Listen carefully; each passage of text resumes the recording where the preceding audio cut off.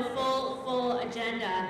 And it is my great pleasure to introduce on the stage remarkable individuals who will be leading us on a journey of knowledge and conversation tonight. As I said, you've got a lot of surprise in store. I know you've got a little peek of that in your agendas on the table. Tonight, our moderator is Michelle Mackey. Michelle is, go ahead, yeah. Yay, Michelle. For those of you who don't know Michelle, she is in this community so often. She has been our evaluator on Workforce Central for the last 4 years and has really gotten to know the community well. But her official bio is, she is senior consultant with COWS, as well as principal and managing director of the Andon Group, LLC. Michelle has over 20 years of blended leadership experience in management, project administration, law, and technical development. A licensed California attorney with Silicon Valley roots, she advises government agencies, startups, and social ventures on innovative processes. Michelle works alongside organizational leaders to design and deliver solutions for social impact. She has written and taught on innovative programs, design and implementation, as well as organizational strategy, professional ethics, healthcare regulation, and technology law, and is also the co-author of our Vital Signs report. Michelle is going to be moderating our conversation tonight. Joining Michelle is Laura Dresser. Laura is the Associate Director of COWS, a labor economist with an expert on low-wage work and workforce development systems. She has both written about ways to build stronger labor market systems and worked extensively with labor, business, and community leaders in building them. Laura has written widely on race and gender inequality and labor market reform. She most recently co-edited The Gloves Off Economy, Workplace Standards and the Bottom of America's Labor Market. And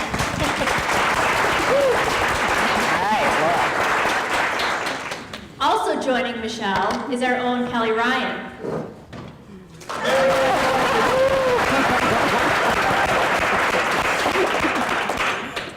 Kelly Ryan advances economic renewal in Southwood County by fostering relationships local and beyond, built on trust, common interest, and mutual benefit.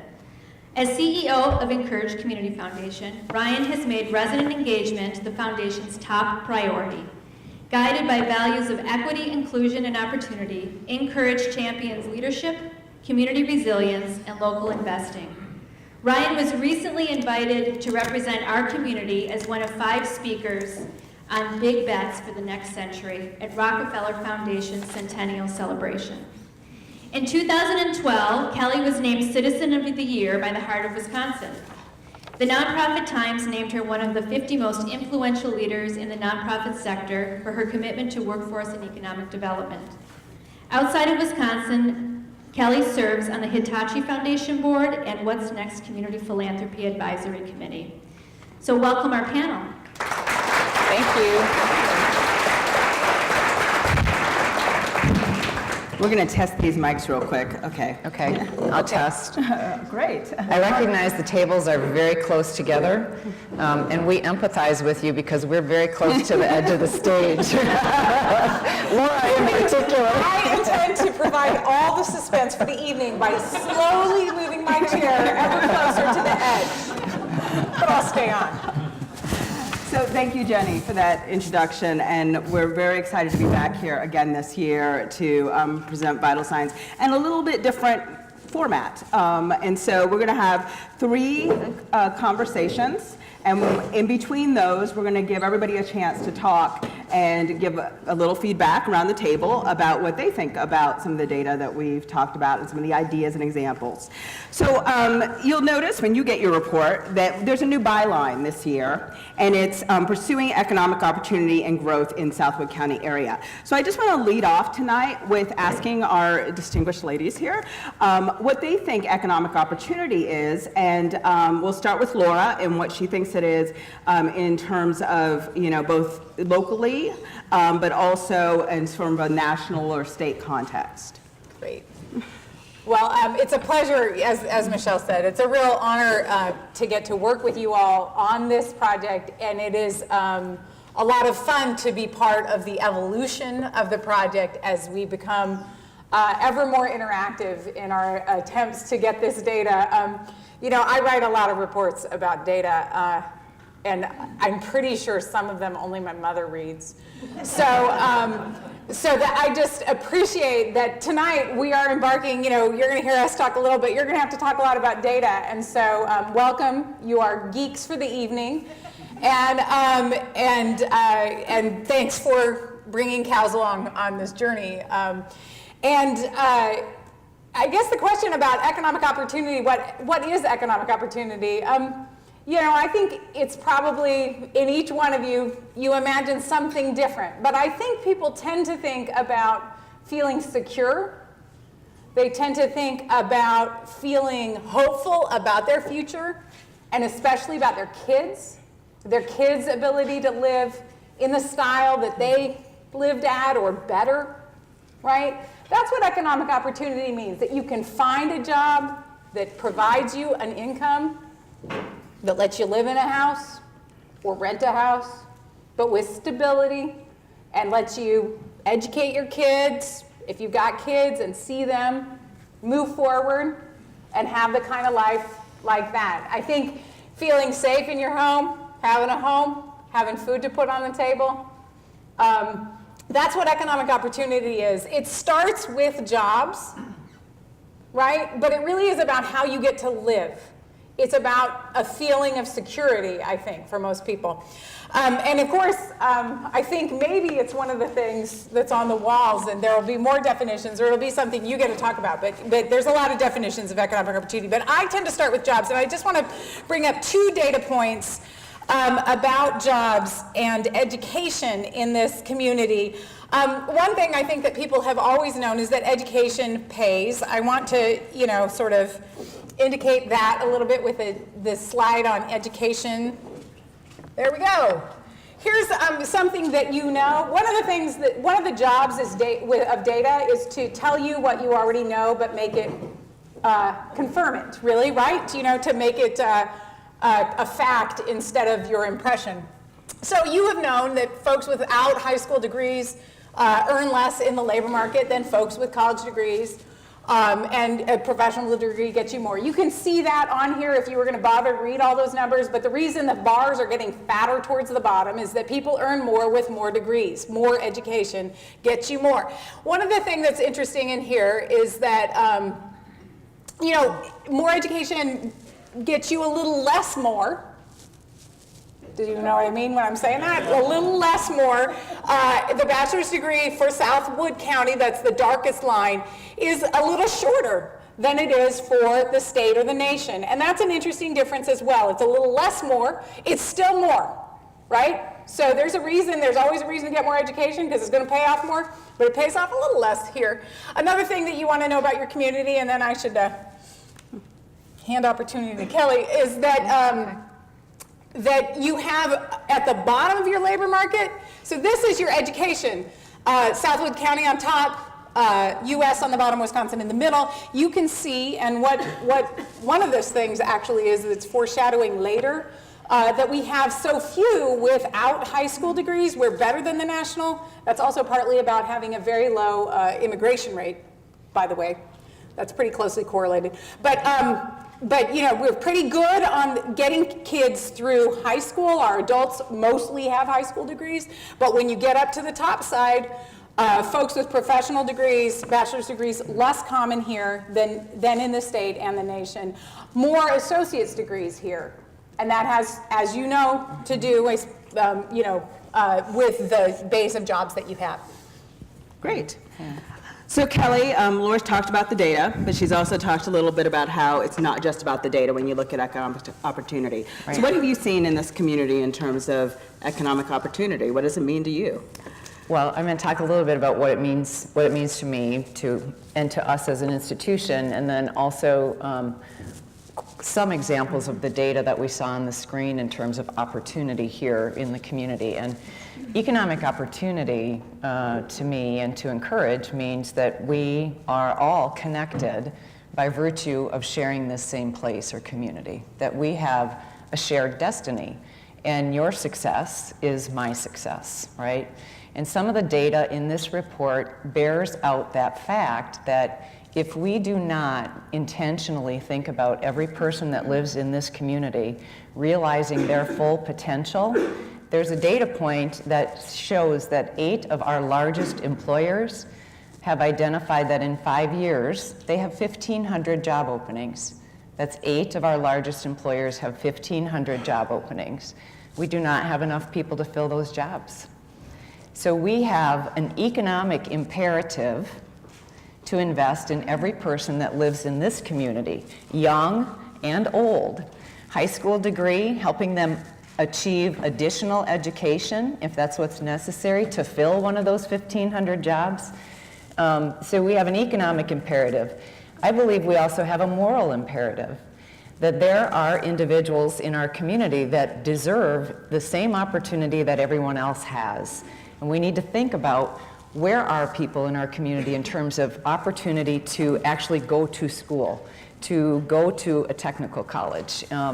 And I'll step back to 2008, when we were selected as the first rural community in the nation to be part of something called the National Fund for Workforce Solutions. And it was very competitive, and we had people come in to do a site visit with us.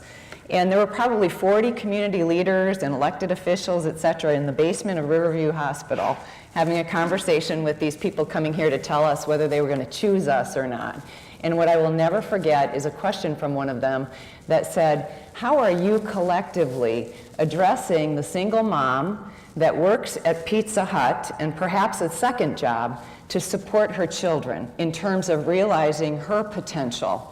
And I don't think we had a good response in the room. And that was 6 years ago. But I can tell you today we have a much better response, a much more coordinated response. So I want to go to the data that was talked about here and just give you some specific examples of where we see opportunity.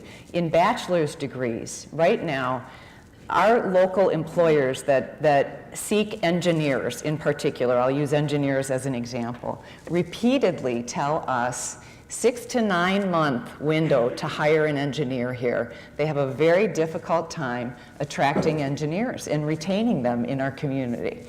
We see the, not just manufacturing and engineering, but the broader field of STEM, right?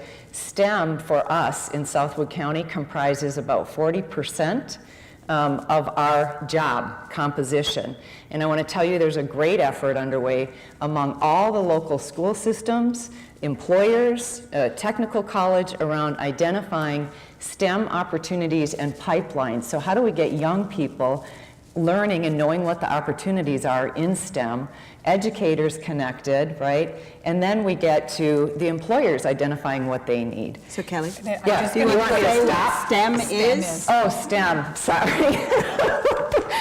Science, technology, engineering, and math. I have to say, I heard it mentioned when I first heard it mentioned, I thought it was stem cell technology. I'm sorry. I make an assumption. There's really that many jobs in stem cells? No. Science, technology, engineering, and math. And then that goes to another sector that is really important for us and not often high on the radar is IT, or information technology. In particular, there's growth across our region and labor shed in information technology. So what we see and know is one of the largest employers in our labor shed, right, might not be right in Wisconsin Rapids, if that employer were to hire every graduate from Mid-State Technical College in IT and every graduate from UW-Stevens Point in IT, they would not fill their IT needs, right? So there's a disconnect between the need and then what we have coming in the pipeline, right? So I say the pipeline, that's the availability of workforce or the young people that are growing up, understanding what kind of opportunities are here. The good news is there's a lot of collaborative work around bringing all the parties together to say, where are the opportunities? Last example, I know she's gonna cut me off here, but the last example I want to talk about is one called Pathways. And I just want to call out in particular lots of people involved in this in this really wonderful program, but employer-driven and very much led by the Department of Human Services and Mid-State Technical College. And for the first time, those two organizations collaborating to have someone from Human Services on site at the Technical College to help coach and support and mentor individuals that are likely the hardest to serve, to get attached to a career pathway or a certificate or an educational opportunity of some kind. Those that have at least minimally a high school degree, many did not have a GED. Multiple attempts to get GEDs. This is a really wonderful program at Mid-State Tech. They have trained 367 individuals who have now received a certificate of some kind. Of the 367, over 200 have been placed in jobs.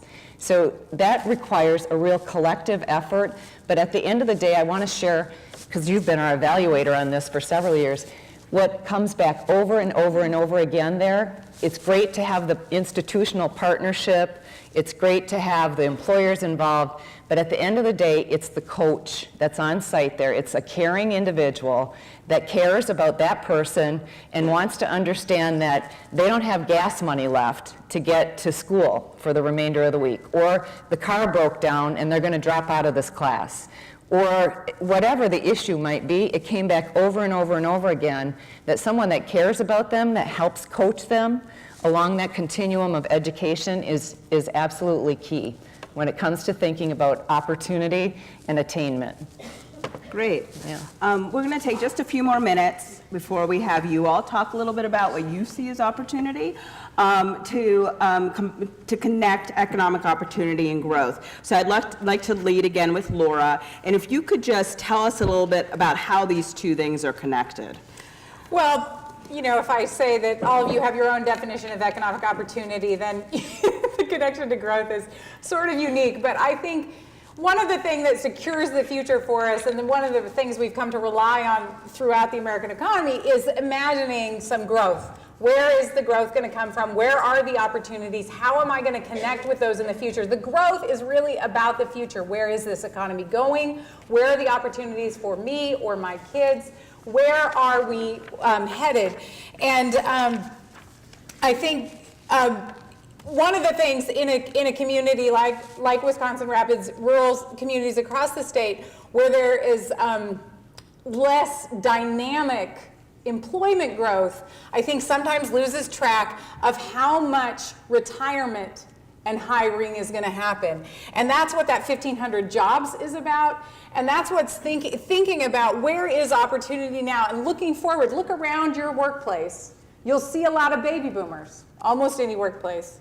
You're going to see a lot of baby boomers, and you've got to think about who is going to fill those jobs in the next 5 or 10 or 15 years when all those folks retire. That's the kind of question of growth in the future that even sits right now as an opportunity. Mm-hmm. You'll see in the report that we discovered that 67, based on the state's statistics, 67% of the jobs that are going to be created in this community in Wood County are these replacement openings, these retirement openings. So that is a big opportunity, right? So Kelly, what are you seeing in terms of this community coming out of being dominated primarily by a single industry, and what that means for economic growth and how you would define economic growth moving forward? Okay, well, I think I got into some economic growth kind of examples by virtue of talking about economic opportunity, right? So when I think about economic growth, I think about what do we know right now? And the things that we know right now are some of the data points I put out. We know we need engineers. We know that we need to focus on STEM because 40% of our job composition in this region has science, technology, engineering, or math. We know IT is a growing sector.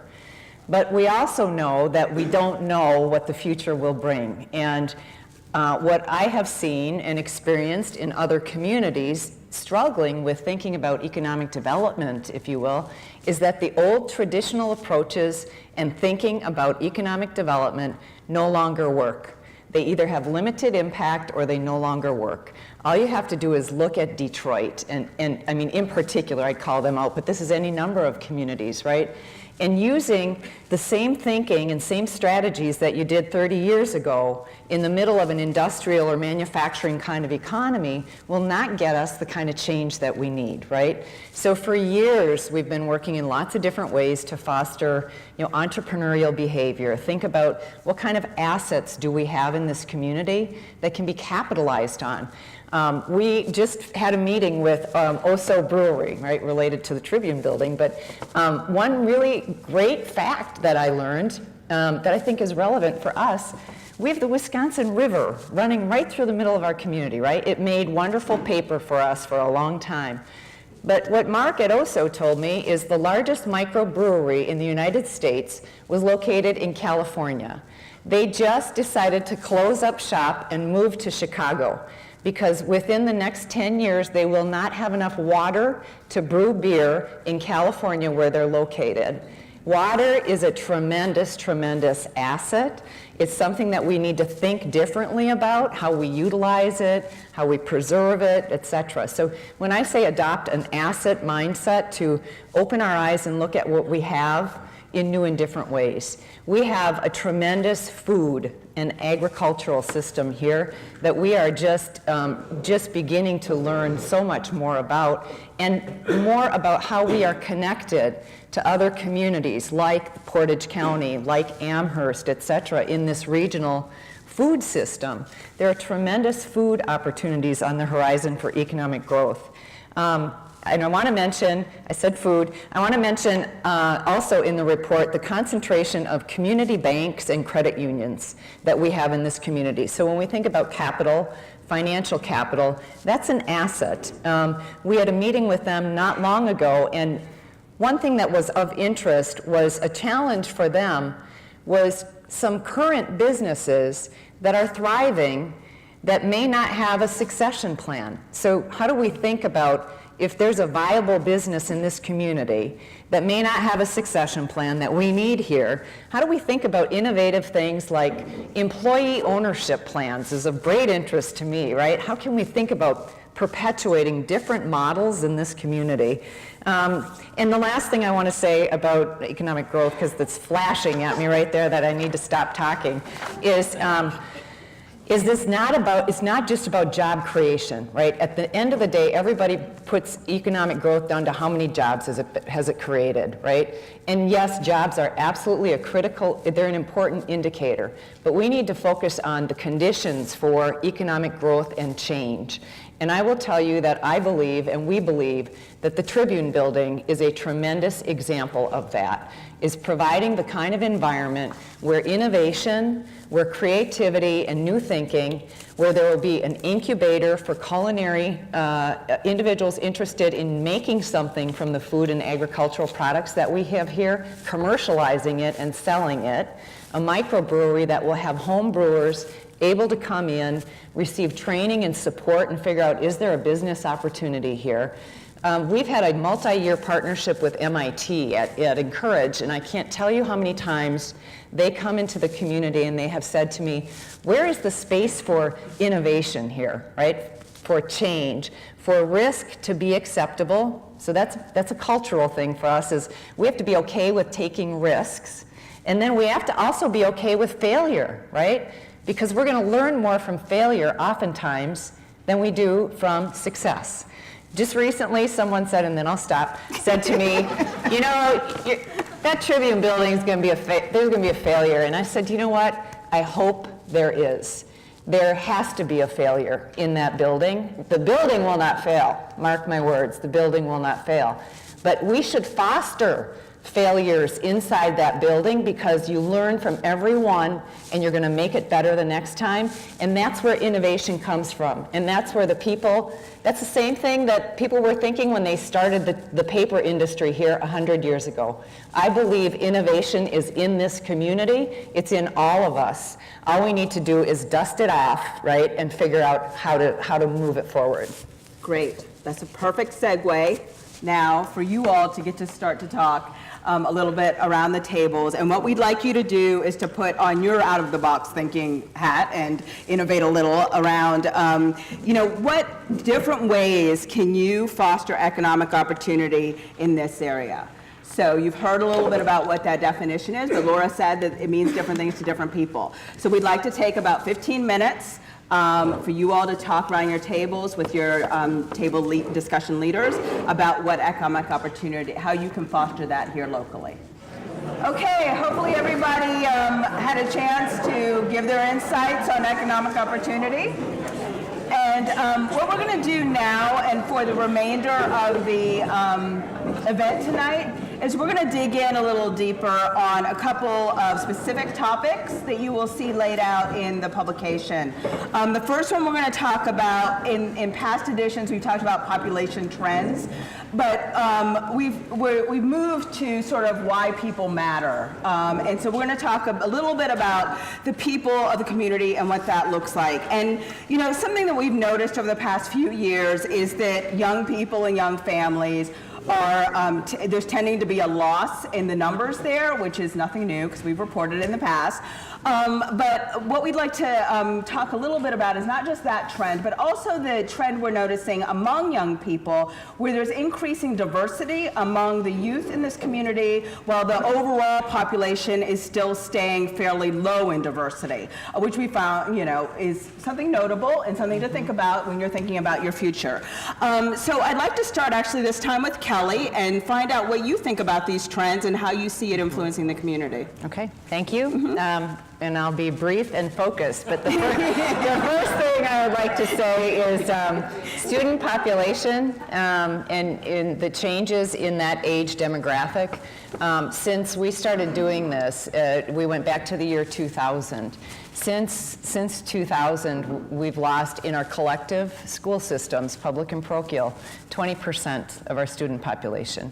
And what I think you will find actually quite pretty remarkable in this year's report is that even though we have lost 20% of our student population, and if you think about all the challenges for education truly in the last decade, last several years, lots of leadership changes in this community in superintendent positions, challenges in political environment, our school system here, public and parochial both, outperform the regional school systems and the state of Wisconsin.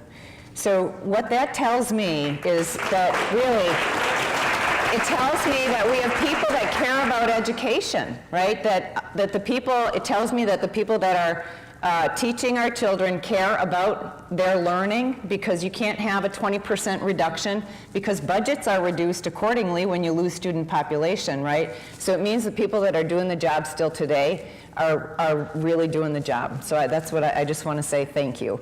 The second thing I want to say is about diversity, right? And the changing composition in the student population, K-12. 13% identify as being racially diverse, and that is wonderful. That's a great thing for us as a community, because these kids need to be able to operate in a much more global and diverse kind of environment racially than what we have here in Southwood County, and that's just a fact. I mean, we go over to any kind of urban population, or Laura is going to speak about the changing nature of the nation in terms of minority majority, is we really need to have, and it's a benefit to us, to increasingly have a more diverse community.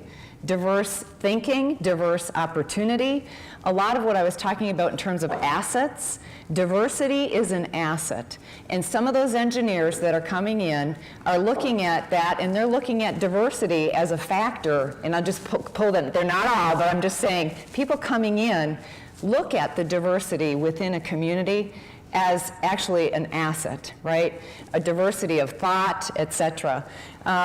And what I want to say about our community, and I've said this to many that have chosen to invest here from outside, that have an interest in diversity, is that we may not be the most racially diverse community, But we have been divided as a community in a lot of different ways, right? People tend to divide according to race. We have divided ourselves in many ways in this community around socioeconomic, around class, right? Who has wealth and who does not.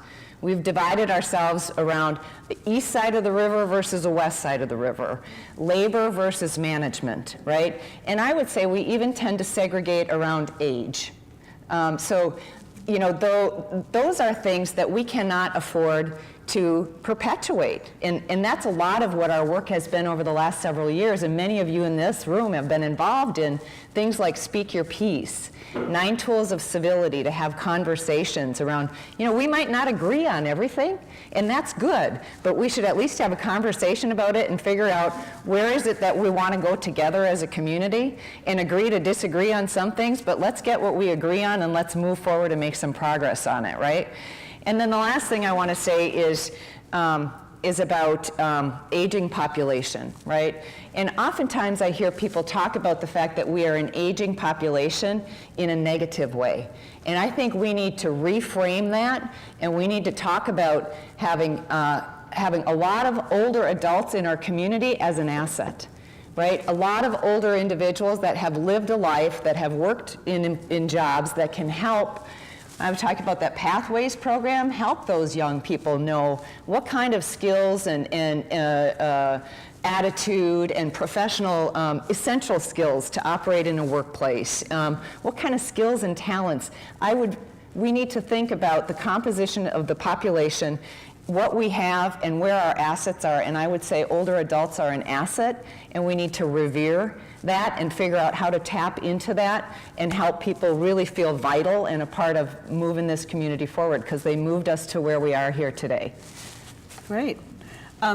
So Laura, I want to go back a little bit to something that Kelly said about the diversity of the community and the future and what the nation is looking like and what the state's looking like. I know that the state has had a few reports come out about racial disparities and how things are very different for the majority population versus some minority populations in the state. And I was wondering if you could talk to that and why a state like Wisconsin, where diversity is low, it matters. Yeah, and that's a great question. Also, maybe from your perspective, you know, racial disparity might be a concern, but you see so little diversity, why worry about the disparity? You have other things to get over. I think, you know, one thing is that the state of Wisconsin generates among the worst racial disparity in the nation consistently. This is something I feel like everybody in this state should know. We tend not to know it because you think, you know, racial disparity is just part of the American fabric. It is, it's worse here. And it's worse in Wisconsin in any measure you look at. The distance between the white outcome and the African American outcome is wider than almost every state on almost every measure. And that means from child poverty to incarceration to educational outcomes and graduation rates to family income and and unemployment. That's my list. In every way, you know, you can go to this COW's website has a report on this. The Wisconsin Council on Children and Families has a report on this. You can see this incredible level of racial disparity. Now, as Michelle said, you know, well, so that's unfortunate. It's not something that is woven very tightly into your community because there isn't, you don't have a giant black population. In fact, we can't provide you data on your black population because the sample size is too small. So why would that matter? I think it matters in a couple ways. One is that point that Kelly was making. The future of your community looks substantially more diverse than the present does. It isn't, you know, I think, and this is something because it comes up through the schools, and because the institutions that many people are in do not see that front, I think it's very easy to feel like you know exactly how diverse your community is, but your schools are twice as diverse as you are. And that means your future could be if you find a way to engage those people. and make them feel like they're part of this community as well. So that's one thing, is that the future, regardless of how little diversity you have, the future you have is more diverse. And thinking about inclusion in this state is especially important. The other one is that, whether you're working here trying to market something to somewhere else, right? Or whether you're going to go away to school, or, as Kelly said, we live on a planet that is much bigger than the United States. It's much bigger than Wisconsin Rapids. And we are increasingly globally linked to a lot of places. The United States itself will be a majority-minority nation, or a plurality nation in 2043. So what does plurality mean? It means that whites will no longer be more than 50% of the population, which is, so the word minority won't work anymore. And the word minority actually doesn't really work in California right now, right? Right. So there's ways even of conceiving of this issue that will be gone from this country. And I think any community who gets in front of that is embracing that future, the future that already is here in your schools, and the future that you will need to connect to. Mm-hmm. Mm-hmm. Great. So I know, Kelly, you read the Race to Equity report. That's one of the big reports that came out on racial disparities. As a resident and a community member, how did that strike you in the final moments before we let them talk about being inclusive and equitable?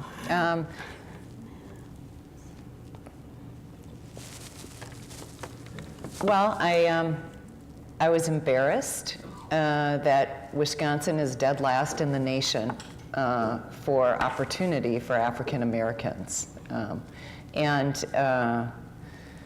And then thinking further about that and what is the impact for us is, you can think about it from a moral imperative again, or an economic imperative, right? Moral imperative is that every human being should have opportunity, and we should figure out how to make opportunity accessible to all, right? And the economic imperative is Wisconsin is competing in a global environment for talent, right? It's not going to be who's making the widgets and manufacturing anymore. It's going to be who's got the best talent, right? That's thinking about the new businesses or entrepreneurial activities, and the talent is all races. It's coming from all over, and it affects us. It affects us that Dane County is dead last in the nation, and Madison is the actually bottom, right, city in the nation on a number of indicators. And that affects us. It affects us here in Southwood County. You think about that, when I talked about that employer that was looking for IT grads, right, and they couldn't get between the MSTC grads and UW-Stevens Point grads, could not fill their IT needs. They then go to something called a H-1B visa, right, which is to bring international talent in because they can't fill the jobs in the US, right? So to try to get international talent in to a state that ranks dead last in the nation for opportunity, if I was coming in on an H-1B visa, I might think twice about it. Is there an opportunity for my family or my children there? So I think it does affect. I can make connections to how it affects us locally.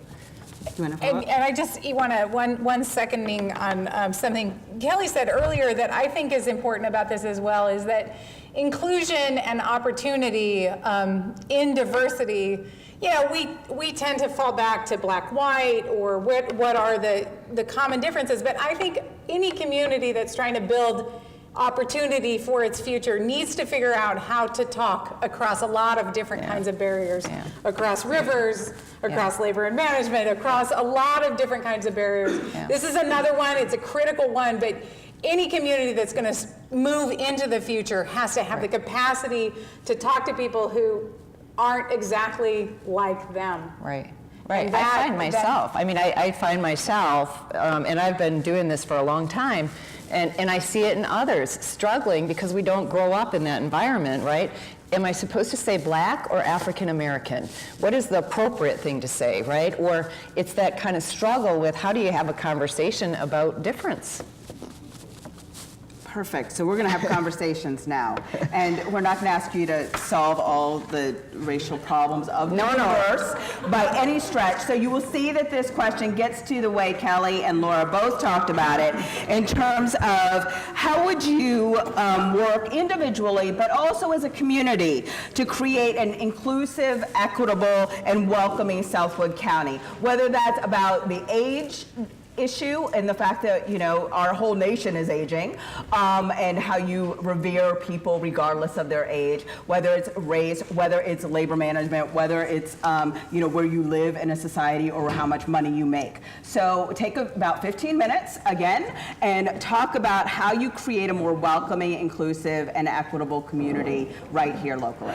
Okay, our next topic that we're going to get to starts out, you know, with something that's near and dear to our hearts, which is how much money we make, wages. But really, what we try and do is weave in a few other concepts that you've heard throughout the night. And then we're going to end with a final question for you all to discuss at the table. So what I'll start out with is, you know, we've all heard in the news lately that unemployment rates are coming down. You may see wanted signs on businesses around town that you haven't seen in the last, you know, 5 or 6 years with the Great Recession.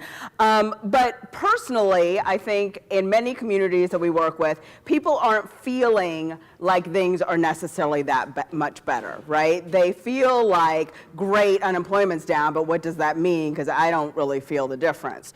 So what I'd like to start out with is a question to Laura about whether there's anything for communities to do to take greater control over their economic future. She mentioned we're in a globalized community, in a world. So what does it mean? Like, how can we take greater control locally so that we start to feel some of the security that she was talking about earlier? Right. Well, first I'll start with just a little bit of that downer data, that sense. Michelle started us off with the downer Debbie idea, and I thought, oh yeah, data. So if you'll put up the median income in Southwood County, this is median household income measured in measured at the turn of the century. We get to say now in the year 2000, and in the year 2012. Adjusted for inflation, so constant dollars, the ability to buy the same amount of goods and services. And you can see what's happened from 2000 to 2012. If you start on the right, it's what's happened in the nation. That national income, household income, lower today than it was in 2000. This is surprising enough. This does not happen in American economic history. This is a new kind of this has been a pretty cruddy set of years this century in terms of income measures. You look to Wisconsin, things are a little bit worse. Why is it higher in the first place? Wisconsin tends to be higher than the national because women work here a lot. I'm sure that's true in this community, but the data is hard to pull on that. But women work a lot in Wisconsin, so we get extra hours. Even though we have pretty standard wages, we put extra hours in the labor market. That means our households have more income. But we lost more over this decade, this century. I get to call it a century now. And then if you look at Southwood County, again, worse news there. And a bigger drop across that time. That's the story we've been telling. This is the story, you know, it's true across rural areas. It's true across industrial areas. You are at the intersection of both of those. And have suffered those trends. Okay, so that's the kind of challenge that you're facing, and that's the kind of reality that is kind of defining the sense of economic opportunity in this community. But one thing I want to say is that one of the ways to improve the standard of living without changing your income, and you all know this, is to reduce the cost of living. And to think about the ways that working together, this community can reduce the cost of living is a real opportunity and generate economic opportunity with the money that is here. And I think of a couple of, and another thing so one place where costs matter a lot is health insurance. And comparative data on health insurance costs is a rickety thing, but one of the best pieces of research we could find on it is on the cost of employer-based health insurance. Wisconsin runs above the national cost on employer-based health insurance by about 10%. Southwood County runs another 6% ahead of that. And in fact, in this very state, in Madison, which has problems of its own, but does healthcare better, or at least for less money, healthcare costs 27% less for employer-based health insurance, what the employer is paying, not what you're paying, but what the employer pays to buy health insurance is 27% less in Madison than it is here just 2 hours away. And thinking about how, as a community, you can reduce the cost of health insurance, for example, through community prevention measures, or thinking about how you can reduce the cost of heating homes through community approaches to energy efficiency, or thinking about the ways that you can reduce the cost of transportation or the cost of schools or the other things that are costing people lots of money. Those are places that when you reduce that cost, it's like a wage raise. And if you are looking at a pretty bad decade, I think the decade, or century, I think the century will get a little better. I'm not quite this big a downer, but the century will get a little better. We will not keep seeing income fall. But even if we see it go up only gradually, it'll be a long time before we're back to 2000. You need to think about ways to work together to save money. And one other thing that I think about is the example of co-ops Kelly brought up earlier. And just over in Waushara County, next door, there's a home healthcare co-op there. You know, Wisconsin is the state where many co-ops were born, the agricultural production co-ops, and then following on with the utility co-ops. Wisconsin's sort of a center of that, and I think thinking about co-ops for the future, and especially in home health, where you can kind of save on administrative costs, deliver higher quality wages and benefits to the workforce, and that gives you higher quality care to people who are frail or elderly or housebound.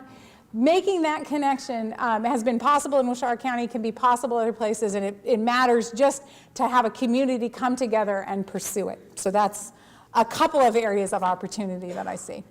And Kelly, what do you see? Okay, so what can a community do? Yeah. Right, Laura mentioned transportation as one area of opportunity. And when you'll get the report, you will see a statistic that surprised me, actually, that just over 10,000 residents commute outside of Southwood County for work every day. Just over 10,000 commute outside of Southwood County for work every day. That's a pretty remarkable statistic. We have an inflow, right, of like 6,000 people coming in to work, but 10,000 commute out. So there have to be some opportunities there for thinking about regional transportation systems, or how could we realize reduction in cost to those people that are commuting outside the community. I think the first step is really thinking about this as an individual and an institution, right? And there are a lot of people representing institutions in this community here tonight, and we're all residents, right? And I think you use those different lenses. There are a lot of good things underway already where institutions are working together. Lots of employers, lots of educational systems, et cetera. But I do think the first step is doing what we're doing tonight, is having a conversation about this data and the information, and what does that mean, right? Because you can't have meaningful strategy or action if you don't have common knowledge and understanding. And then the next thing would be to understand what is it that's important to us as a community. You know, we know this data or this information. Using what I call a community benefit lens to the conversations that we have, right, about choices around development, choices around investments, et cetera, that we all collectively need to figure out what is it that we want. So in the Tribune process, we talk about moving from me to we, right? It's this we as a community. The third note that I made is I have observed since 2000, the sale of Consolidated Papers, that culturally there's a tremendous amount of pride in this community, in a sense of taking care of ourselves, taking care of our own. And when we look at the data for the last 14 years, when we know that there are, right now, this report will show you 1 in 3 households operate with income of under $35,000. That's what is eligible for free and reduced lunch. It's eligible for probably food share and other kinds of support services to help people get through a patch, right? Get through a period of time where there's a challenge. It's not a lifetime support, for income subsidy. But what I have observed is we've had opportunities over the last 14 years, and lots of people have not availed themselves of it because they would have preferred not to, right? That there's a stigma associated with receiving help, with asking for help. And I say you cannot go through the kind of economic change that we have had for the last 14 years and not have some kind of change happening where we need to help each other, right? And there are moments in time where everybody needs it, and we have to be able to ask for it, and we have to be able to give it. And then the last point I want to make, well, actually two. One is I see people doing this right now, and there's a great profile in there around thinking about what we call value chains as compared to supply chain. So supply chain is where do you get your raw material from to make your nuts and bolts, right? And it might come from China, it might come from whatever it is. A value chain says, if we choose to have this raw material come from Texas versus the raw material coming from Waushara County, right? What's the impact to our local economy? We make a strategic choice around where is the value being provided. Now, there may be an expense issue, but if you track the value chain and say, okay, so how many jobs is it creating? What kind of wages are being paid? It's a value chain around looking at the whole picture here in this community. And I'm going to share briefly a story about Amy and Ryan Scheid from Great Expectations, who are our caterers tonight, with local food. So I talk about the food system and the opportunities here. So if you like tonight's food, I'm pretty sure it's all from the local food system. Am I right? At least we know, yes. So what I love today is now 53% of your total operating model is all coming from local businesses, local purveyors of product, right? But it started several years ago with ordering butter from the traditional food service provider, right? And then getting the butter, which came from a fairly local producer of butter. You would expect we'd have butter in Wisconsin, right? It came from not too far from here, but it came via Houston. So it was in Houston, packaged, and that's how it was shipped then back here. And it's hot in Houston. Yeah, it had to be refrigerated. So if you think about how do you eliminate that we have butter less than 100 miles away? Let's eliminate that and figure out how do we make a direct connection to get that butter, right? And produce more local value, right? That the carbon emissions, the cost, and everything else, it went into getting that butter from Houston to here when it was 100 miles away. Take that and kind of apply that same mentality to how we make choices, and they are building a successful business based on that model and that thinking. The last thing I'll say is where we started, which is about a shared destiny, right? We all live in the same place. This is our community, right? And it is about relationships, and it's about community building. So I think about every one of us can do something. Those 10,000 people that are commuting out of this community every day, many of them probably have kids that are in the school system that might not have a parent at home when they get home from school, or they're at the Boys and Girls Club or at the YMCA or somewhere else, right? So figuring out how do we support those residents beyond just transportation efficiencies in sustaining that commuting pattern so we don't lose them or lose the families, right? Educational attainment. I mean, I think back to that analogy I used at the beginning when the site visit person asked all of us in the basement of Riverview. So who's thinking about the mom that's working, single mom working at Pizza Hut and probably 2 jobs, right? Well, I hope all of us are.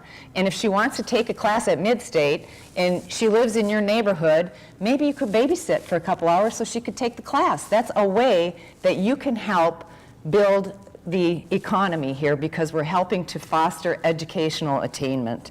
And the last thing is this idea of a caring individual, right? And when I talked about that Pathways program, for people who have had tried several times to get GEDs or looking for the right pathway opportunity to get into something that will begin to produce a family supporting wage. And it all boils, lots of us involved, mid-state, et cetera, but it all boils down to someone caring about them, a coach, a mentor, an opportunity. And I say, look at the demographics. I say age is an asset. We have lots of people that are potential mentors and coaches in this community. So we will just leave on that point, but I want to have Laura talk a little bit about what she sees nationally or even in the state in comparison to what she's seeing here based on what Kelly's just said about your assets and the different programs that are around. Yeah, if you Googled vital signs, if you went to the Google and typed in vital signs, you would get a lot of documents from different communities, and they would be some of them would be of enormous length, and some of them would be quite small. All of them would be community indicator projects. But you would misunderstand them because you would think of your vital signs as being representative of what's going on everywhere. And what's going on everywhere is not what's going on here. And part of that is about vital signs here being a much more living process. You know, one way it lives is that up on the web is a bunch of extra data. You should go look at that if you're fully geeked up tonight. You know, Even if you like stories, you should go. That's right. We also have stories with the data. So right. So that there's data and will be updated and stories up there. But also, I think one of the things that Kelly said that strikes home is that this is a place where thinking about value and thinking about values is coming together. And thinking about your values as a community and how to generate value for your community, for opportunity and growth is happening in these conversations, in looking at the data, and in talking to each other about what you think it means. So what happened tonight is not that you got to hear some people who spend too much time thinking about data, talking about data, or someone who, you know, funds change in your community. What happened tonight is you had a conversation. And that is different and more hopeful and more exciting to me than any actually table or chart. And that's why it's so great to be here. I also have to say that cranberry salsa is really good. And y'all should get some before you leave, and then you should all buy some because It'll be manufactured probably in the culinary kitchen in the Tribune building. so even that right here. So our last table discussion is, given all the examples that you've heard Kelly and Laura mention, what can you do, what informed decisions can you make, both individually and as institutional leaders, those of you who are, to strengthen Southwood County's regional economy? So, you know, put those big picture hats on again and think about what different decisions you can make, whether it's, you know, buying the salsa when it's produced, or if it's, you know, getting together and coming out with a co-op idea like Laura had. So we will take another 15 minutes, and then I think Jenny and Heather will come up and close us out.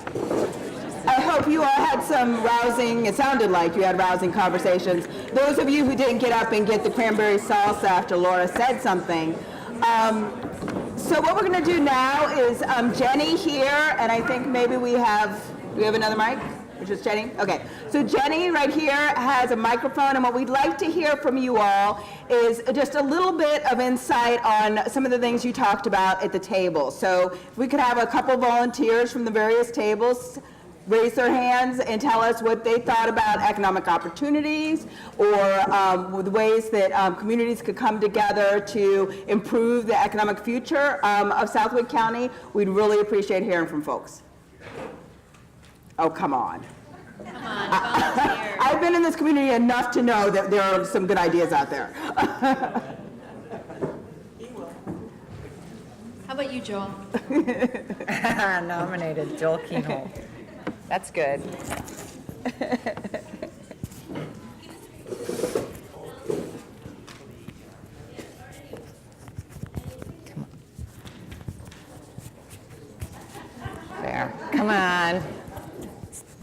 somebody connected to the food system right there. Right. Yeah. I know that was a big topic here, was the local Yeah. food system. Spending some time identifying local businesses, helping them, like such as the Shies, we can make those opportunities more aware for our community. Flicking my paper.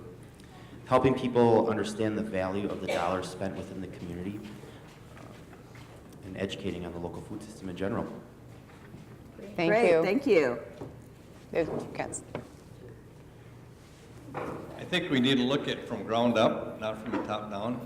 And the way that we can make change from generation to generation faster is by education. And we need to start with young people where they're open-minded and they're willing to be open to diversity, they're open to all those things. Whereas when you get old like me, a lot of people are not as open-minded as they need to be. And so then from there then, we need to create young people to be possibility thinkers and dream possible dreams. And Kelly, you're one of them, and you are such a leader in this community. Geez. You are just phenomenal, and thank you very much.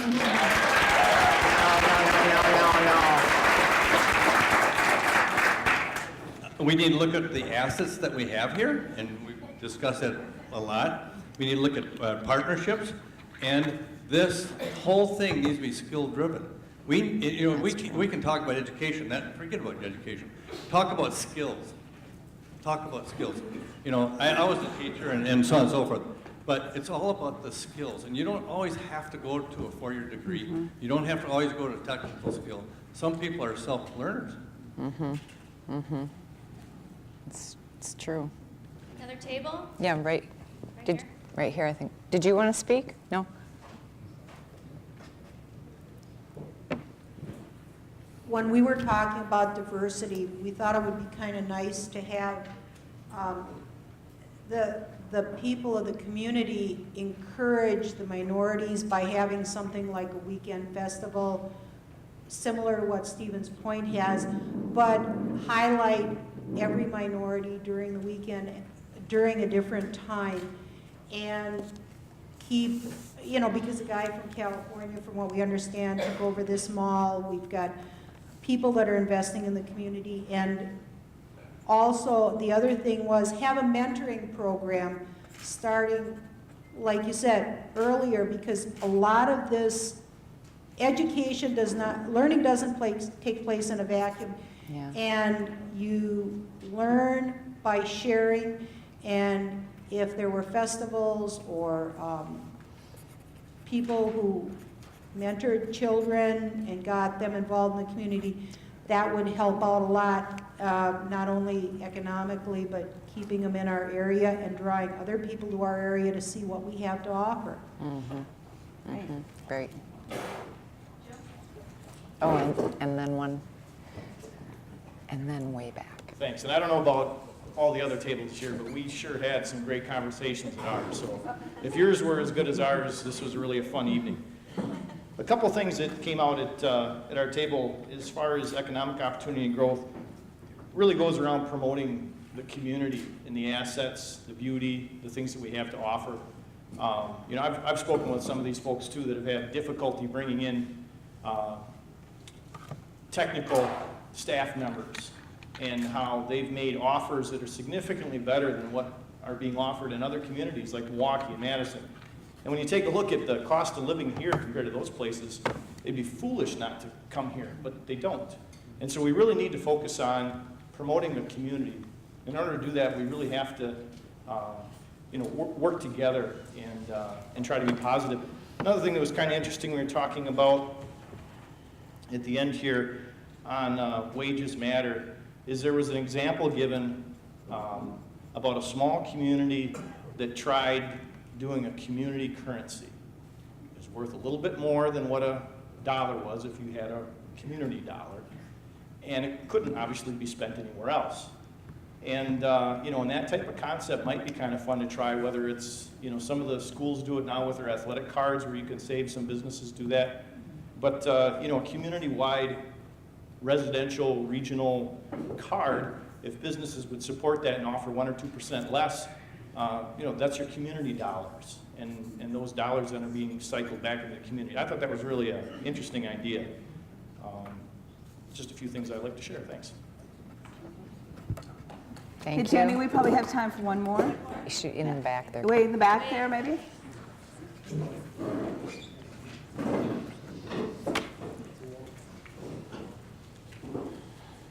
Well, since our table leader isn't going to bring it up, I will. But one of the things that we talked about was reinstituting a sort of welcome wagon to allow new people into our community to know about their local businesses, the local restaurants, the local grocery stores, and all of those things that they could utilize, and getting them to come into the local businesses rather than driving away from here to get what they needed. So even daycare centers and things that people need to know about. Thank you. Great. Any last table? One more? Amy wants to speak. Just said, uh-oh. I just want to say that in all three categories of discussion today, our table kept coming back to at least one area where we thought are going to, not we can, but we are going to improve based on the Tribune space. I thought it was really exciting to see that we looked at where the economic opportunities will be there for people using that culinary kitchen. We also looked at ways in which we could involve our youth, involve the aging population, and just make connections in that space. Modeling behavior through local purchase through that space, modeling behavior through collaborative effort and compromise in just the creation of that space. It's exciting to me to know that our children are going to grow up knowing that we had a resident-led project that resulted in so much exposure to different cultures, different ages, different socioeconomic backgrounds that will lead to improved economic condition in our community. So I'm pretty excited about that, and I think everybody at our table was too. Great. Thanks, Amy. And I will close from right here, which is to thank our speakers and our moderator for a great discussion. Thank you. Thank you. Thank you for coming. I have a couple other thank yous that I want to get in and a couple of reminders to you. First of all, I'm Jenny Riggenbach, and when I had my papers in my hand, I got so fumbled by them, I forgot to even tell you who I was. But thanks, Brandon, for letting me know that.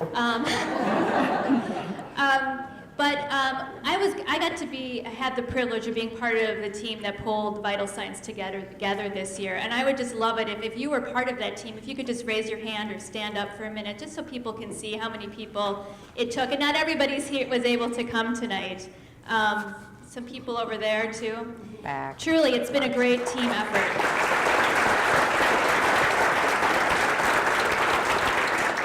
I also want to thank all of the table hosts that not only volunteered their time today, but they volunteered their time this week to get trained and sort of prepped for this opportunity. So thank you all for taking time to do that.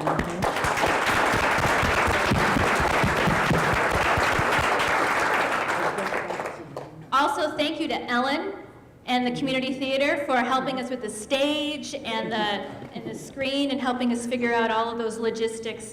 It's been tight and cozy in here, but it's been a fun place to meet. That's right. And you haven't fallen off the stage, I know. Until you try to get up. And the group that you're not going to see is actually from ODC, who came and set up all the tables and chairs, so thanks to ODC for that. Oh, there they are. They're here. Oh, they're here. Okay. So they're ready, but they're ready. They're going to give us a few minutes. Don't worry. They know. Not kicking us out. And also want to thank Amy and Ryan Scheid and their team from Great Expectations for catering tonight. Thank you.